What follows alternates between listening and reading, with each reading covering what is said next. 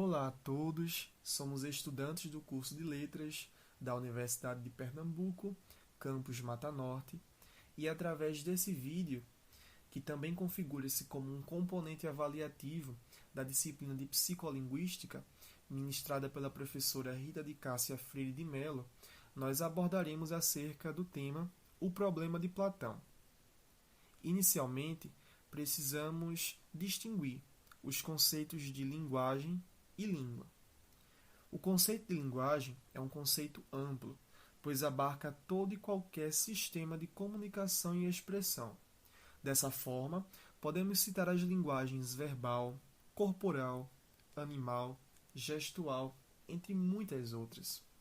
O conceito de língua, por sua vez, é um conceito mais específico, pois se restringe à linguagem verbal. Nesse sentido, podemos propor uma reflexão acerca da capacidade comunicativa dos animais. É notório que os animais detêm uma capacidade comunicativa. Há alguns casos até mais extraordinários, como o do papagaio Alex, que conseguia até reproduzir palavras, contar e responder perguntas simples.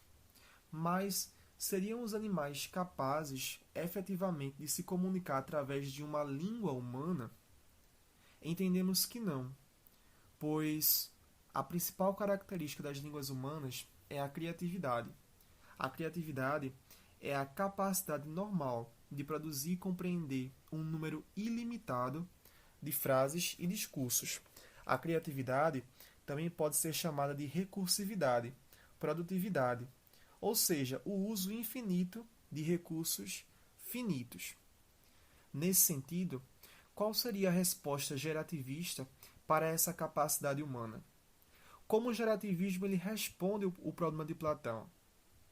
O gerativismo ele vai propor que essa capacidade ela é oriunda de uma predisposição genética inata, ou seja, o gerativismo recorre ao inatismo linguístico como uma resposta a essa criatividade, a essa capacidade humana que seria característica da espécie Homo sapiens. É em torno desse tema e dessa problemática que discorreremos no presente trabalho. Agora, trataremos da competência e desempenho linguístico, pautando-se na abordagem de Eduardo Kennedy. De antemão, já enfatizamos que a competência refere-se ao nosso conhecimento linguístico. Assim, esse termo remete ao módulo da mente humana em que os conhecimentos linguísticos estão armazenados e nos tornam capazes de elaborar e compreender as expressões da nossa primeira língua, que são compostas pelos códigos e interferências do nosso meio ambiente. Dessa forma, a competência é o nosso conhecimento linguístico e usamos essa capacidade por meio da linguagem ativa, que ocorre quando falamos, ouvimos, escrevemos e lemos, e em repouso, quando dormimos, pensamos de forma silenciosa e não recrutamos o uso da linguagem. Diante disso, chegamos na diferença entre competência e desempenho, pois esse desempenho linguístico é o uso concreto e real da linguagem. É a habilidade que os humanos têm de fazer um uso dinâmico dos códigos linguísticos junto a outros tipos de conhecimento, evidenciando uma criatividade e autonomia. E a competência, como já foi dito, é o conhecimento linguístico que não se manifesta apenas em forma de sons, mas, como se sabe, também por meio de movimentos sinestésicos, como acontece, por exemplo, na língua de sinais. E foi justamente perante essa independência que se constatou que o aparelho fonador é exterior à linguagem, já que nós podemos nos expressar por um outro meio. E foi pensando aí nessa independência que o casal Gardner resolveu treinar a chimpanzé Herschel a fim de que ela desenvolvesse outras formas de se comunicar sem ser pelo meio oral, que para os estudiosos já não era possível, tendo em vista a organização do aparelho fonador do animal. Então sabe-se atualmente que ela aprendeu muitas proezas comunicativas na língua de sinais, mas que não chegou a ser tão natural e criativo como ocorre com os humanos, o que retrata aí um problema de competência linguística. Isso também acontece com os papagaios, pois embora eles tenham um aparelho fonador, que lhes permitem aí um desempenho vocálico similar ao humano, eles não sabem se comunicar como nós. Eles não conseguem produzir frases extensas, reproduzindo apenas o que lhes foram ensinados. Além disso, pesquisadores da linguística e cognição não veem o porquê de separar o conhecimento linguístico e o uso da linguagem. Porém, para o gerativismo, esses dois eixos são grandezas diferentes, já que as assimetrias diferenciam o que sabemos sobre a língua e o que fazemos com a linguagem. Vemos isso em Chomsky, quando enfatiza em sua obra aspectos da teoria da sintaxe, que língua é língua e uso é uso. Sendo assim, de forma cotidiana, isso é observado nos deslizes de linguagem.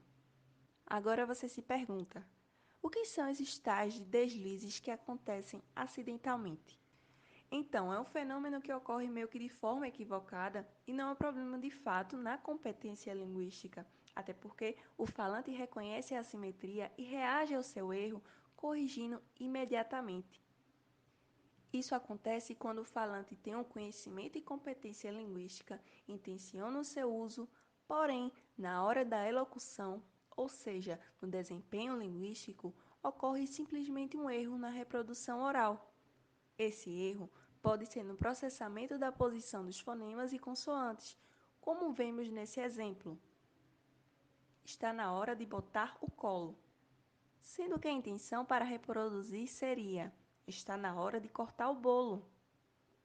O equívoco também pode atingir a posição dos sintagmas e fazer com que as palavras sejam trocadas na oração.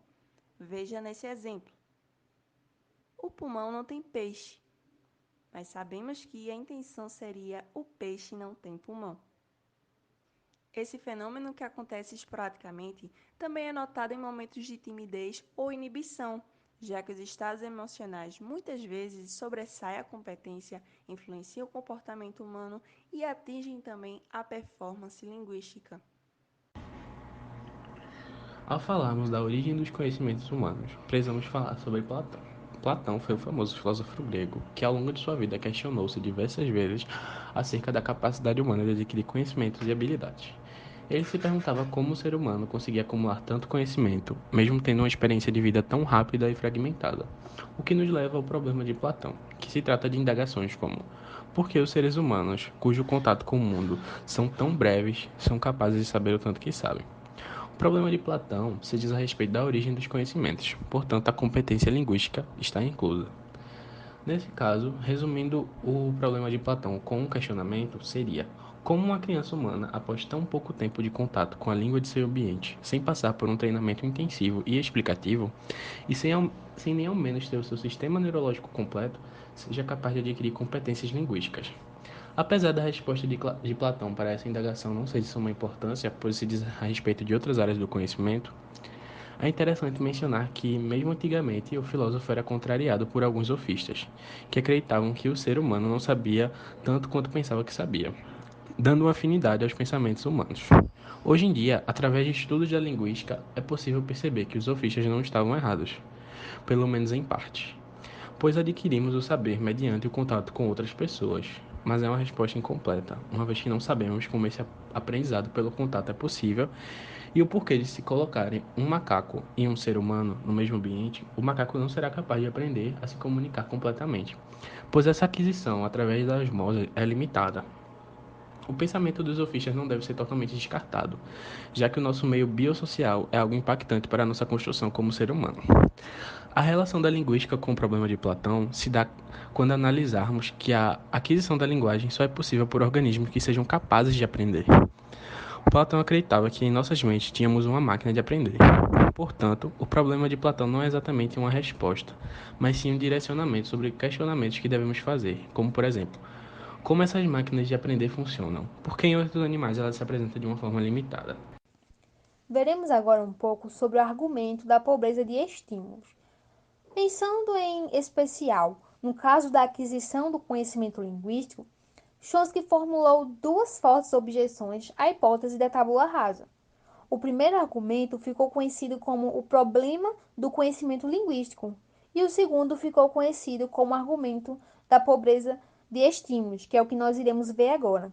E para iniciar, é importante saber que a pobreza de estímulo não quer dizer simplesmente que os estímulos linguísticos oferecidos às crianças são pobres, como, por exemplo, frases incompletas, expressões ambíguas, dicção ruim. Na verdade, para Chomsky, os estímulos são pobres porque não possuem todas as informações necessárias para a aquisição do conhecimento linguístico. De acordo com Chomsky, a criança deve deduzir por si própria uma grande quantidade de informações sem os estímulos que para pouco serviriam. Uma pequena parte do conhecimento linguístico humano diz respeito às relações que as palavras mantêm entre si na estrutura de uma frase. Chamamos esse tipo de conhecimento sintático. Uma fração do conhecimento sintático diz respeito às relações anafóricas que podem acontecer no enunciado. Além do conhecimento sobre a estrutura da frase, que é a competência sintática, nossa competência linguística armazena também informações sobre o uso contextualizado da língua em situações de interação sociocomunicativa. Chamamos esse tipo de conhecimento de competência pragmática. Com essa competência, somos capazes de identificar, por exemplo, sobre o que falamos numa dada conversa, qual é o tópico do discurso, qual é o foco da informação, que dados são relevantes ou não no diálogo, qual é o tipo de detalhe podemos desprezar um determinado assunto e assim por diante. A competência pragmática é a capacidade de filtrar informações e focar no que é relevante. Os estímulos do ambiente, eles não fornecem todas as pistas sobre quais inferências são corretas e quais não são. As inferências, elas devem ser processadas pela mente das crianças. Os estímulos são pobres, ou seja, não detalham tudo o que é suficiente e necessário para a aquisição do conhecimento.